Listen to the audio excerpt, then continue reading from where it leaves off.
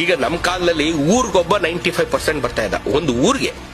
ಈಗ ಎಲ್ಲ ಹುಟ್ಟಿದ ಹುಡುಗನ ಹತ್ರ 95% ಇದೆ. ಏನ್ ಬೆಲೆ? 95, 96. ಅದಕ್ಕೇನು ಬೆಲೆ ಇಲ್ಲ. ಈಗ ನಿನ್ನ ಹತ್ರ ಏನ್ ಸ್ಕಿಲ್ ಇದೆ ಅದಕ್ಕೆ ಬೆಲೆ. ನಿನ್ನ ಹತ್ರ ಏನ್ ಸ್ಕಿಲ್ ಇದೆ ಅದಕ್ಕೆ ಬೆಲೆ. ನೀನು 95% ತೆಗ್ದಿದ್ದೆ, ಅವನು ತೆಗ್ದಿದ್ದೇನೆ, why I should hire you ಅಂತ ಅವ್ನು ಪ್ಲೇಸ್ಮೆಂಟ್ ಅವ್ನು ಕೇಳಿದಾಗ ಹೇಳ್ಕೊಳಕ್ ನಿಮ್ಮ ಹತ್ರ ಏನಾದ್ರು ಸ್ಪೆಷಲ್ ಸ್ಕಿಲ್ಸ್ ಇರಬೇಕು. ಇನ್ ಮುಂದಿನ ಜಮಾನ ಏನಿದೆ ಅದು ಸ್ಕಿಲ್ ಜಮಾನ. ಏನ್ ಸ್ಕಿಲ್ ಇದೆ ಅವ್ನಿಗೆ ವ್ಯಾಲ್ಯೂ ಅಷ್ಟೇ. ಅವ್ನು ಏನ್ ಓದಿದಾನೆ ನೋ ಬಡಿ ಕೇರ್ಸ್. ಅವ್ನು ಯಾವ ಭಾಷೆ ಕಲ್ತಿದ್ದಾನೆ ನೋ ಬಡಿ ಕೇರ್ಸ್. ಅವ್ನು ಇಂಗ್ಲಿಷ್ ಕಲ್ತಿದ್ದಾನೆ ಅಲ್ವಾ ನೋ ಬಡಿ ಕೇರ್ಸ್.